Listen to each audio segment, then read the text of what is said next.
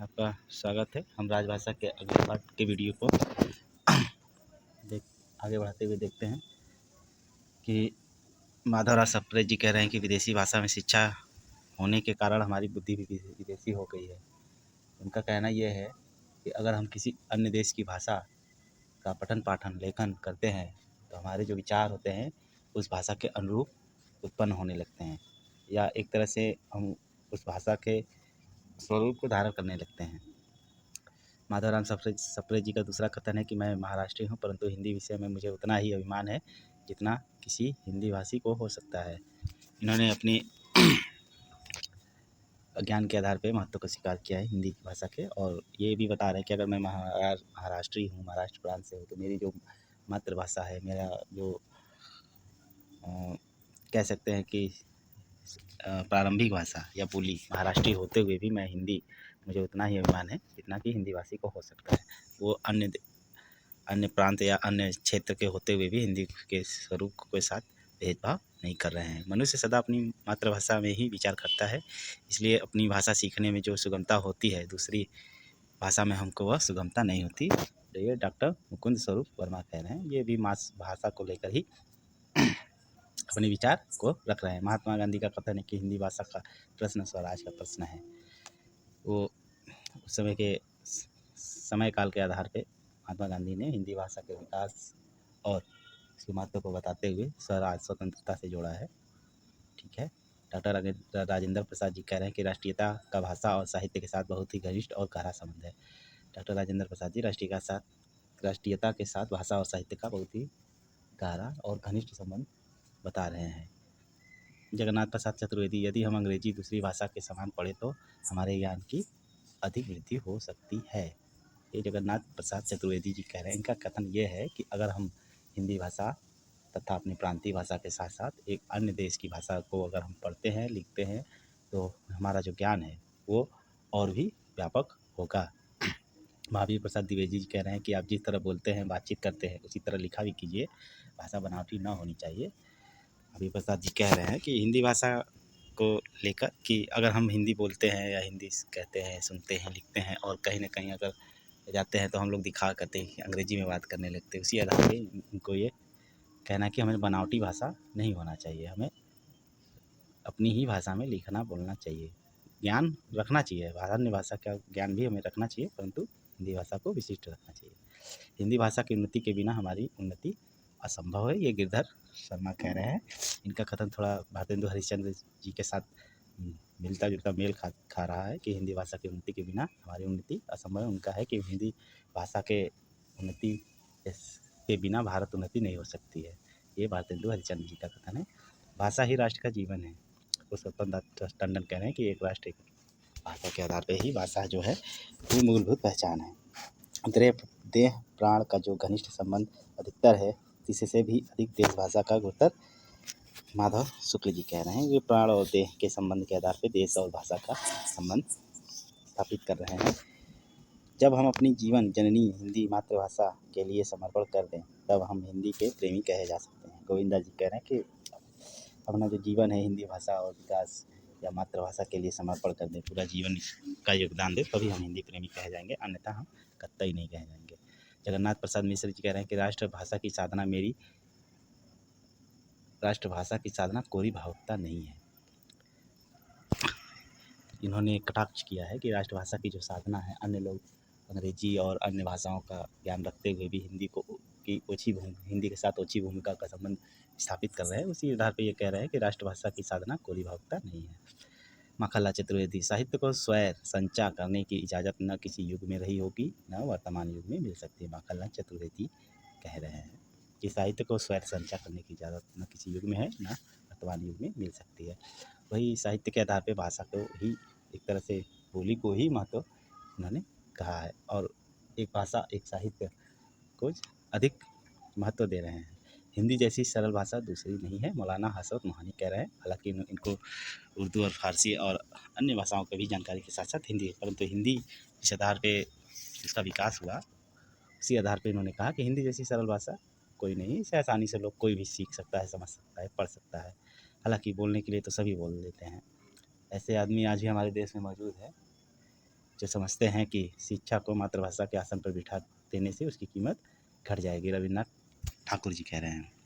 इन्होंने बहुत ही सटीक उदाहरण दिया है। ये प्रश्न थोड़ा परीक्षा के दौरान भी पूछा जा सकता है कि शिक्षा को मातृभाषा के आसन पर बिठा देने से उसकी कीमत घट जाएगी। ठीक है। हमारे साहित्य को कामधेनु बनाता है। चंद्रवली पांडे। यहाँ पे थोड़ा सा ये है कि ये हिंदी भाषा के आधार पे ही हमारे साहित्य को कामधेनु बनाना है। तो जो भाषा अगर साहित्य को महत्व प्रदान कर रही है तो एक भाषा के आधार पे होनी चाहिए, तो जो कि हिंदी के लिए आवश्यक है। भारत के विभिन्न प्रदेशों के बीच हिंदी प्रचार द्वारा एकता स्थापित करने वाले सच्चे भारत बंधु हैं। ये अरविंद जी का कथन है। भारत के विभिन्न प्रदेशों और हिंदी प्रचार द्वारा एकता स्थापित करने वाले सच्चे भारत बंधु। ठीक है। महात्मा गांधी जी कह रहे हैं कि हिंदी हृदय की कोई भाषा नहीं है, हृदय से बातचीत करता है। महात्मा गांधी कह रहे हैं कि हृदय की जो हमारा मन है, इसकी कोई एक भाषा नहीं है। अगर हम एक भाषा से प्रिय हो जाते हैं, क्षेत्रीय हो जाते हैं, तो आसानी से हमारा मन मेल खाता है, जो कि इसमें एक भाषा का बहुत बड़ा महत्व होता है। हिंदी द्वारा सारे भारत को एक सूत्र में पिरोया जा सकता है। स्वामी दयानंद जी कह रहे हैं, बहुत ही अच्छा उदाहरण दिया है इन्होंने कि हिंदी द्वारा सारे भारत को एक सूत्र में पिरोया जा सकता है। हमारे देश में अखंडता और एकता की बात कही जाती है, और यहाँ पे विभिन्न भाषाएं और बोलियों के साथ साथ अगर हिंदी को देखा जाए तो हिंदी समूचे देश का या राष्ट्र का अगुवाई करने में सार्थक है। ये स्वामी दयानंद जी कहना चाह रहे हैं। विद्या अच्छे दिनों में आभूषण है, विपत्ति में सहायक, और बुढ़ापे में संचित सामग्री है। ये अरस्तु जी का कह रहे हैं कि विद्या अच्छे दिनों में आभूषण है, विपत्ति में सहायक है, और बुढ़ापे में संचित सामग्री है। इन्होंने ज्ञान को विशेष महत्व दिया है। हालांकि यह भाषा के आधार पर नहीं है, लेकिन ज्ञान जो है हमारे संपूर्ण जीवन में एक विशेष संपत्ति है। प्रसिद्धि का भीतरी अर्थ यथा विस्तार नहीं, विषय पर अच्छी सिद्धि पाना है। सूर्यकांत त्रिपाठी निराला जी कह रहे हैं कि प्रसिद्धि का भीतरी अर्थ यश विस्तार नहीं है, विषय पर अच्छी सिद्धि पाना है। इन्होंने भी अगर विषय पर अगर बात कही है तो यह किसी एक विषय को ही लेकर कहा है, और उस समय तो हिंदी का विकास और हिंदी साहित्य बहुत जोरों शोरों से गतिशील था। उसी को सूर्यकांत त्रिपाठी जी कहना चाह रहे हैं। स्वतंत्र सरस्वती से श्रेष्ठ कोई वैद्य नहीं, और उसकी साधना से बढ़कर कोई दवा नहीं है, एक जापानी शक्ति है। हालांकि ये बहुत ही अच्छा कथन है कि सरस्वती से श्रेष्ठ कोई वैद्य नहीं है। सरस्वती से मतलब यहाँ ज्ञान से है, और उसकी साधना, अगर हम ज्ञान की सेवा करते हैं, ज्ञान को बांटते हैं, तो इसकी साधना के लिए कोई दवा नहीं है। यह एक जापानी शक्ति है, काफ़ी महत्वपूर्ण शक्ति है। राष्ट्रीय व्यवहार में हिंदी को काम में लाना देश की शीघ्र उन्नति के लिए आवश्यक है। महात्मा गांधी जी कहना है कि राष्ट्रीय व्यवहार में हिंदी को काम में लाना देश की शीघ्र उन्नति के लिए आवश्यक है। विधान भी स्याही का एक बिंदु गिराकर भाग्य लिपि पर कालिमा चढ़ा देता है। जयशंकर प्रसाद कह रहे हैं कि जो हमारा विधान है वो स्याही का एक बिंदु गिराकर भाग्य लिपि पर कालिमा चढ़ा देता है। वो भी एक भाषा और लिपि को ही बता रहे हैं, भाग्य लिपि पर कालिमा। जैसे कि विधान है वो स्याही से ही लिखा जा सकता है और उसको लिपिबद्ध किया जा सकता है, उसी को ये साहित्यिक भाषा में जयशंकर प्रसाद जी कह रहे हैं। जीवित भाषा बहती नदी है, जिसकी धारा नित्य एक ही मार्ग से प्रभावित नहीं होती। बाबू विष्णु पराड़कर जी, इनका कहना यह है कि भाषा जो है वह एक नदी के समान है, और उसके साथ छोटी छोटी नदियाँ और सहायक नदियाँ मिलती जुलती रहती हैं। तो वो बाबूराव पराड़कर जी कह रहे हैं कि जीवित भाषा बहती नदी है, जिसकी धारा नित्य एक ही मार्ग पर प्रभावित नहीं होती। बाबूराव जी कह रहे हैं कि जैसे भाषा जो है वो एक नदी के समान है, और उसकी सहायक नदियाँ कई क्षेत्रीय प्रांतीय बोलियों और बोली कह सकते हैं, बोली के आधार पे भाषा के साथ मिलकर चलती हैं। उसी को ये बाबूराव विष्णु पराड़कर जी कह रहे हैं। मैथिली शरण गुप्त कह रहे हैं कि हिंदी उन सभी फूलों से अलंकृत है जिनके बल पर वह विश्व की साहित्यिक भाषाओं की अगली श्रेणी में सभासीन हो सकती है। मैथिली शरण गुप्त का कथन यह है कि हिंदी भाषा जो है, अगर हिंदी साहित्य समूचे विश्व में देखा जाए तो अन्य भाषाओं की तरह ही एक विशिष्ट और महत्वपूर्ण साहित्य रखता है। ठीक है, और वह वैश्विक साहित्य की श्रेणी में शामिल होने के योग्य है। कलाकार अपनी प्रवृत्तियों प्रवृत्तियों से भी विशाल है, उसकी भाव राशि अथाह और अनचित्य है। मैक्सिम गोर्की जी कह रहे हैं कि कलाकार अपनी प्रवृत्तियों में भी विशाल है, उसकी भाव राशि अथाह और अनचित्य है। ये कला और साहित्य के आधार पर ही दर्शाना चाह रहे हैं। कला का सत्य जीवन की परिधि में सौंदर्य के माध्यम द्वारा व्यक्त अखंड सत्य है। महादेवी वर्मा जी कह रहे हैं कला का सत्य जीवन की परिधि में सौंदर्य के माध्यम द्वारा व्यक्त अखंड सत्य है। महादेवी वर्मा जी जो छायावादी युग की एक कवित्री हैं, ठीक है। इनके साहित्य में रहस्यवाद काफ़ी देखने को मिलता है। रामचंद्र शुक्ल जी कह रहे हैं कि श्रद्धा महत्व की आनंदपूर्ण स्वीकृति के साथ साथ पूज्य बुद्धि का संचार है। रामचंद्र शुक्ल जी कह रहे हैं श्रद्धा भाव को ले रहे हैं, और वही भाषा के आधार पर ले सकते हैं, देशभक्ति के आधार पर ले सकते हैं, और हम कविता के आधार पर ले सकते हैं। रामचंद्र शुक्ल जी का कथन है, भय ही पराधीनता है, निर्भयता ही स्वराज है। प्रेमचंद जी का कथन है, यह कथन न कि हमारा राष्ट्रीयता और भाषा को देखते हुए इन्होंने लिखा है कि भय ही पराधीनता है, निर्भयता ही स्वराज है। रमणीय अर्थ का प्रतिपादन करने वाले शब्द का नाम काव्य है। पंडितदास जगन्नाथ जो इन्होंने अपना लक्षण के आधार पे ही हम कह सकते हैं कि काव्य क्या है, तो ये कह रहे हैं कि रमणीय अर्थ का प्रतिपादन करने वाले शब्द का नाम काव्य है, और पंडितराज जगन्नाथ कह रहे हैं, ठीक है। रामचंद्र शुक्ल जी कह रहे हैं प्रत्येक देश का साहित्य वहाँ की जनता की चित्रवृत्ति का संचित प्रतिबिंब होता है। रामचंद्र शुक्ल जी का यह सबसे महत्वपूर्ण कथन है, और अन्य कई परीक्षाओं में यह पूछा जा चुका है, और यह बार बार पूछा जाता है, ठीक है। ये वहाँ की जनता की चित्रवृत्ति का संचित प्रतिबिंब, ये इस आधार पे कहना चाहते हैं कि जो हमारा साहित्य होता है वो हमारे देश के और हमारी जनता के लोक भाषा और लोक साहित्य का ही प्रतिबिंब रूप होता है, ठीक है। पंडित कृष्ण रंगनाथ पिल्ले आ रहे हैं शायद, ठीक है। अंग्रेजी को भारतीय भाषा बनाने का यह अभिप्राय है कि हम अपने भारतीय अस्तित्व को बिल्कुल मिटा दें। यह अंग्रेजी को एक तरह से नकार रहे हैं और यहाँ की भारतीय भाषा को महत्व देना चाहते हैं, क्योंकि अगर हम अंग्रेजी भाषा को जानने और समझने पढ़ने लिखने ज़्यादा लगेंगे तो हिंदी भाषा धीरे धीरे मिटती चली जाएगी। यह हमारा दुर्भाग्य है कि हमारी शिक्षा विदेशी भाषा में होती है, मातृभाषा में नहीं। माधवराज सप्रे जी कह रहे हैं कि यह हमारा दुर्भाग्य है। एक तरह से इनका कथन हम एक साधारण उदाहरण से देख सकते हैं कि आज हम अपने बच्चों को खास करके इंग्लिश मीडियम या पाश्चात्य भाषा का ज्ञान के लिए ज़्यादा उत्सुक है, जागरूक, सोच रहे हैं कि हमें अंग्रेजी माध्यम से और अच्छी उच्च शिक्षा प्राप्त हो सकती है। तो यही है, ये कहना चाह रहा है कि हमारा दुर्भाग्य है कि हमारी शिक्षा विदेशी भाषा में होती है और मातृभाषा में नहीं होती है, ठीक है। परंतु इस पर भी कई तरह से कानून बने हैं, कई से प्रावधान बने हैं। इसमें हमारे शिक्षा विधान में कह सकते हैं कि त्रिभाषा सूत्र शामिल है, जिसमें 3 भाषाओं का ज्ञान आवश्यक है। कविता मानवता की उच्च अनुभूति की अभिव्यक्ति है। आचार्य प्रसाद द्विवेदी जी कह रहे हैं कि कविता जो है मानवता की उच्च अनुभूति की अभिव्यक्ति है। हिंदी स्वयं अपनी ताकत से बढ़ेगी, पंडित नेहरू जी कह रहे हैं। हिंदी को बढ़ाने के लिए किसी अन्य दैविक शक्ति की जरूरत नहीं है। हिंदी भाषा एक ऐसी भाषा है जो कहीं न कहीं संघर्ष करते हुए वह स्वयं अपने आप बढ़ती चली जाएगी। डॉक्टर जॉनसन कह रहे हैं कि भाषा विचार की पोशाक है। इनका कथन इस प्रकार से हम समझ सकते हैं कि भाषा विचार की पोशाक है।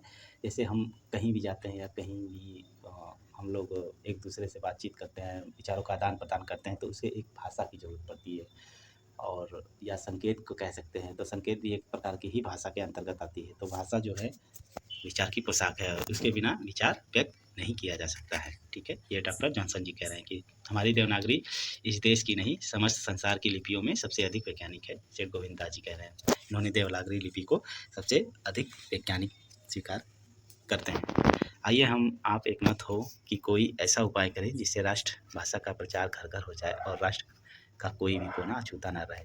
चंद्रप्रदीप पांडे जी, इन्होंने राष्ट्रभाषा और राष्ट्र के प्रचार प्रसार की बात कही है, ठीक है। मैं जन्मभूमि जगदम्बा का स्वरूप है, जैसे जन्मभूमि जगदम्बा का स्वरूप है वैसे ही मातृभाषा भी जगदम्बा का स्वरूप है। गोविंद शास्त्री दुगवेकर जी कह रहे हैं, ठीक है। ये जन्मभूमि जगदम्बा का स्वरूप और मातृभूमि को भी जगदम्बा का स्वरूप कहते हैं, ठीक है। हिंदी आज साहित्य के विचार से रूढ़ियों से बहुत आगे है। विश्व साहित्य में ही जाने वाली रचनाएं उसमें है। सूर्यकांत त्रिपाठी निराला ये हिंदी के व्यापक स्वरूप को बता रहे हैं कि जो हिंदी आज साहित्य के विचार से रूढ़ियों से बहुत आगे है। जो रूढ़ियाँ जो हमारी थी संस्कृत साहित्य की थी, हमारी अपभ्रंश साहित्य, पाश्चात्य साहित्य, और उसके बाद उर्दू साहित्य आता है, फारसी आता है। उसके देखते देखते निराला जी का कथन है कि हिंदी साहित्य आज के विचार रूढ़ियों से बहुत आगे है। विश्व साहित्य में जाने वाली रचनाएं इसमें है। सूर्यकांत त्रिपाठी निराला जी कह रहे हैं, ठीक है। इनका कथन यही है कि जो हिंदी साहित्य है वो रूढ़ियों को के विचार से बहुत आगे चले। जो पहले हमारे यहाँ संस्कृत साहित्य बहुत प्रचलित थी, उसके बाद अन्य भाषाएँ आई, उर्दू आई, अरबी आई, फारसी, अपभ्रंश, उसको साथ-साथ ये धीरे-धीरे हिंदी का विकास हुआ और ये पूरे समूचे विश्व में सबसे अग्रणी साहित्य के रूप में जाना जाता है। हिंदी संस्कृत की बेटियों से सबसे अच्छी और शिरोमणि है।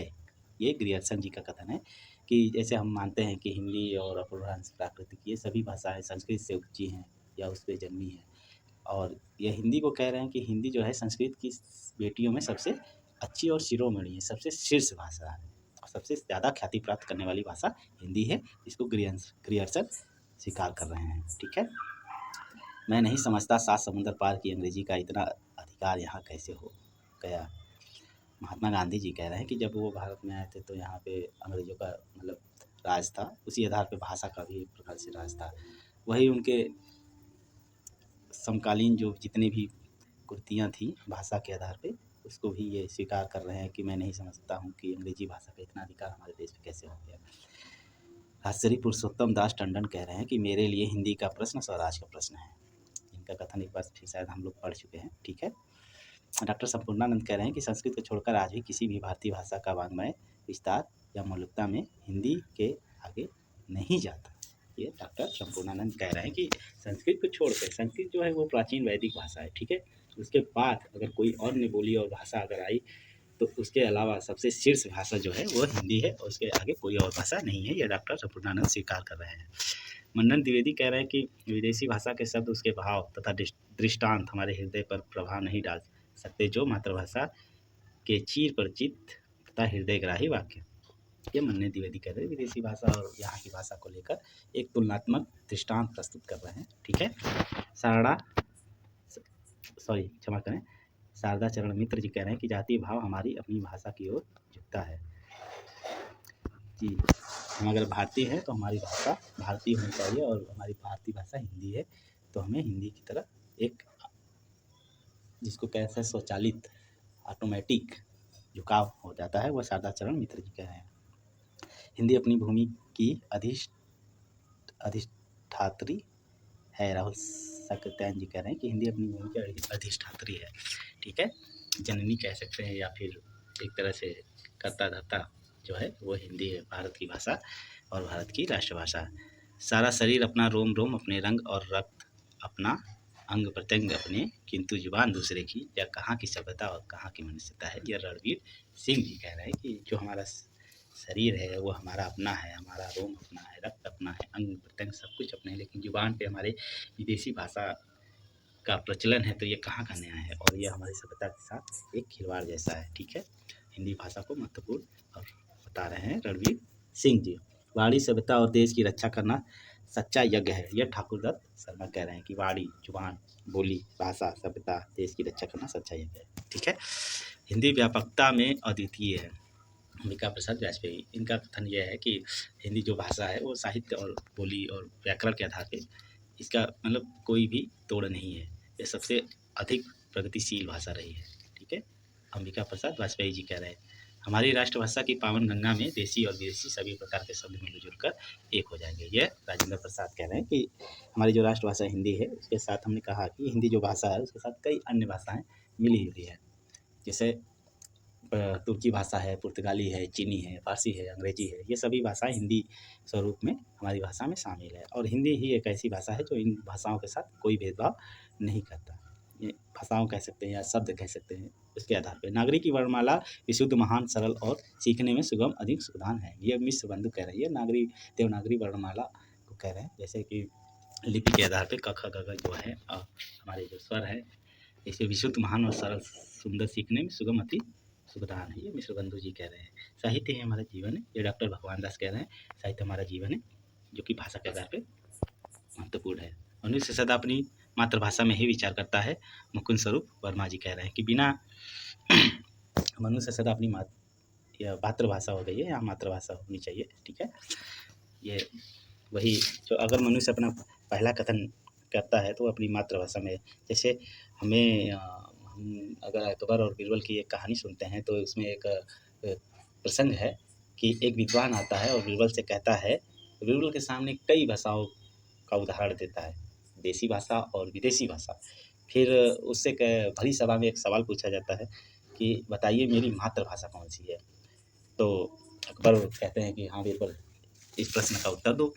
तो बीरबल ने समय मांगा कि कुछ क्षण इस सज्जन के साथ बिताने का समय दें। तो अकबर ने उनको समय दे दिया।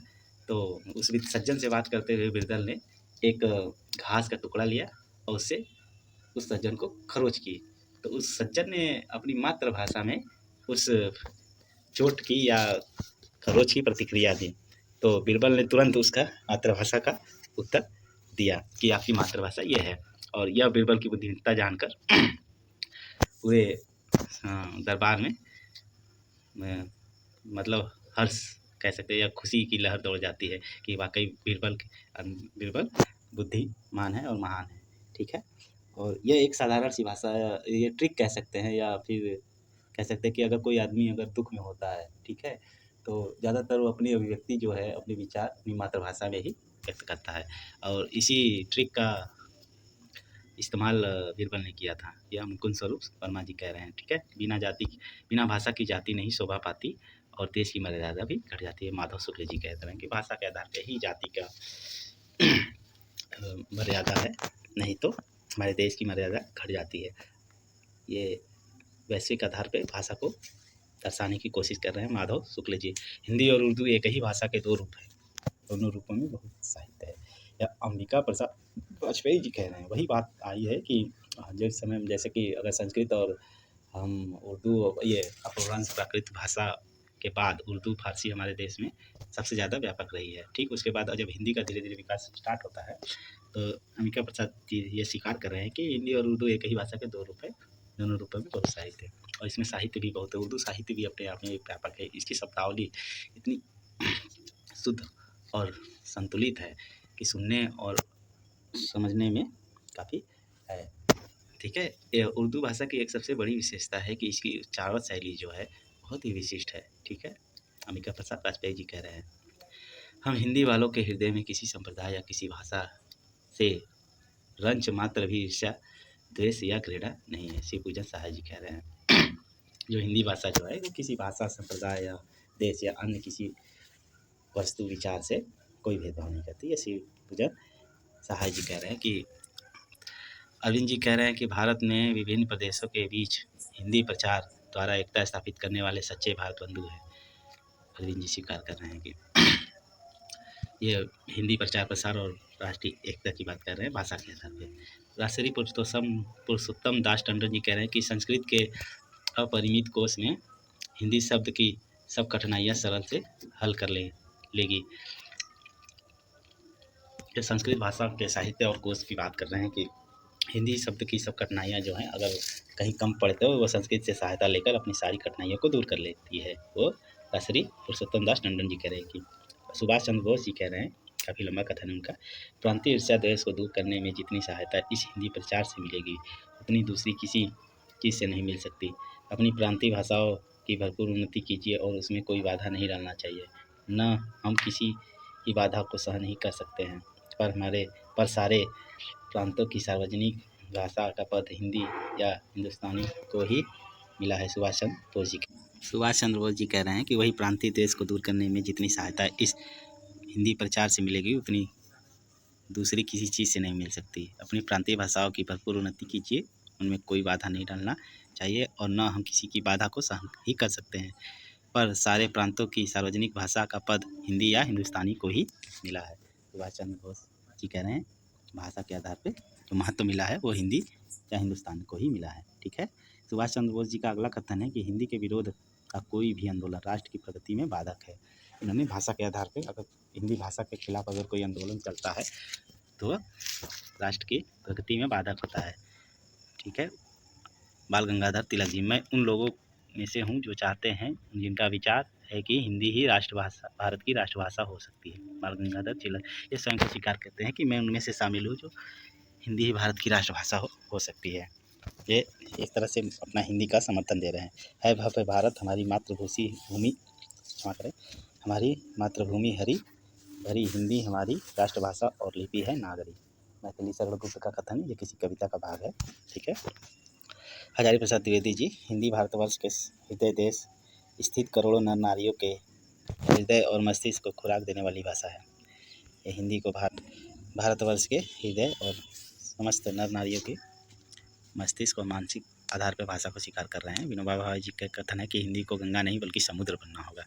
यह हिंदी की विशिष्टता को बताना चाह रहे हैं कि हिंदी अगर अपने आप में एक भाषा और साहित्य का विकास करना चाहती है तो उसे गंगा नहीं एक समुद्र बनना चाहता है, जो समूचे विश्व के आधार पर समस्त भाषाओं को समेट ले। ठीक है।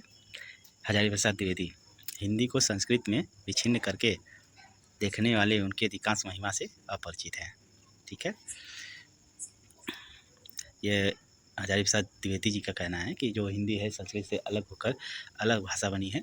संस्कृत और हिंदी की जो विशिष्टता है वो एक महत्वपूर्ण है। जब पंडित जवाहरलाल नेहरू कह रहे हैं कि हिंदी एक जानदार भाषा है, वह जितनी बढ़ेगी देश उतना ही नाम होगा, देश का उतना ही नाम होगा। यह हिंदी को एक भाषा के रूप में स्वीकार कर रहे हैं। जवाहरलाल नेहरू का कथन है कि हिंदी एक जानदार भाषा है, वह जितनी बढ़ेगी देश का उतना ही नाम होगा। ठीक है। हिंदी भाषा को समर्थन दे रहे हैं। हिंदी भाषा की उन्नति का अर्थ है राष्ट्र और जाति की उन्नति। रामबृक्ष पेनपुरी भाषा के आधार पर वही भारतेंदु हरिश्चंद्र के आधार पर ही इनका भी कथन है कि हिंदी भाषा की उन्नति का अर्थ है राष्ट्र और जाति की उन्नति। जैसे उनका कथन है कि हिंदी भाषा की उन्नति उससे के बिना भारत उन्नति नहीं हो सकती है।